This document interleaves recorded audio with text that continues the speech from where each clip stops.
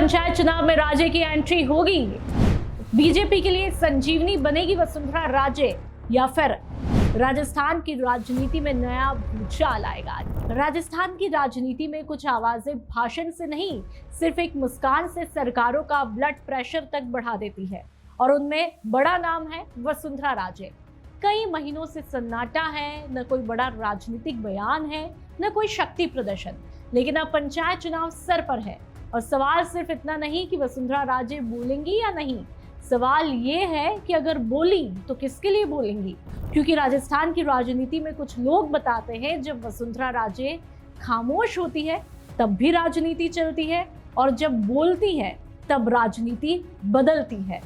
पंचायत चुनाव लगातार सब पूछ रहे हैं कि इतने अहम क्यों है, तो बहुत लोग पंचायत चुनाव को छोटा भी समझते हैं, लेकिन भाजपा हो या फिर कांग्रेस हो, हर दल जानता है कि विधानसभा का रास्ता गांव की चौपाल से ही होकर गुजरता है। सरपंच, प्रधान, जिला प्रमुख यही आगे चलकर पार्टी का बूथ नेटवर्क भी तैयार करते हैं और यही कार्यकर्ता विधानसभा चुनाव में सबसे बड़ी ताकत बनते हैं। हम लगातार आपको बता रहे हैं। इसलिए पंचायत चुनाव केवल स्थानीय निकाय का नहीं होता, बल्कि 2028 विधानसभा चुनाव की पहली राजनीतिक परीक्षा भी माने जा रहे हैं।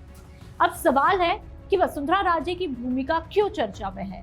वसुंधरा राजे 2 बार राजस्थान की मुख्यमंत्री रह चुकी है। उनका अपना संगठनात्मक और व्यक्तिगत जनाधान सालों से चर्चा का विषय है। खासकर पूर्वी राजस्थान, हाड़ौती, मेवाड़ और कई अन्य क्षेत्रों में उनके समर्थक नेताओं की मौजूदगी को लेकर राजनीतिक विश्लेषण आए दिन होते हैं। हालांकि वर्तमान भाजपा संगठन मुख्यमंत्री भुजनलाल शर्मा के नेतृत्व में ही काम कर रहा है।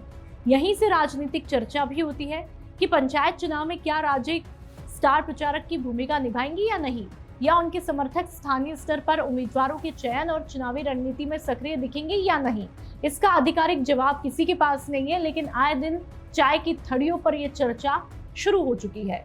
राजनीतिक गलियारों में इस पर लगातार बहस छिड़ी हुई है और अब सवाल है कि बीजेपी को राजे की जरूरत क्यों पड़ सकती है। पंचायत चुनाव में भाषण से ज्यादा काम करता है स्थानीय चेहरा, और वसुंधरा राजे की पहचान केवल एक पूर्व मुख्यमंत्री की नहीं, बल्कि लंबे समय तक संगठन और सरकार दोनों का नेतृत्व करने वाली नेता की भी है। अगर वे चुनाव में सक्रिय होती हैं तो बीजेपी के कार्यकर्ताओं का मनोबल भी बढ़ सकता है। अगर सीमित भूमिका निभाती है तो विपक्ष इसे अलग राजनीतिक संदेश देने की कोशिश भी करेगा, यानी उनकी सक्रियता हो या फिर चुप्पी हो, दोनों राजनीतिक चर्चा का विषय बन सकती है। तो राजस्थान की राजनीति भी बड़ी दिलचस्प है। जब नेता ज्यादा बोलते हैं तो क्या कहा जाता है कि भाई अनुशासन नहीं है, और जब कोई नेता कम बोलता है तो कह दिया जाता है कुछ बड़ा होने वाला है। यानी यहाँ पर चाय से ज्यादा चर्चा चुप्पी की होती है। सवाल है कि कांग्रेस और बाकी दल क्या सोच रहे होंगे। कांग्रेस चाहेगी कि बीजेपी के भीतर नेतृत्व को लेकर उठने वाली हर चर्चा राजनीतिक मुद्दा बने। दूसरी तरफ बीजेपी का प्रयास होगा कि पंचायत चुनाव संगठन और स्थानीय विकास के मुद्दों पर ही लड़ा जाए, और इसी बीच क्षेत्रीय दल और निर्दलीय नेता भी अपने प्रभाव वाले इलाकों में मजबूत पकड़ बनाने की कोशिश कर सकते हैं। यानी ये चुनाव केवल भाजपा बनाम कांग्रेस नहीं, बल्कि स्थानीय प्रभाव बनाम संगठन की लड़ाई भी होगा।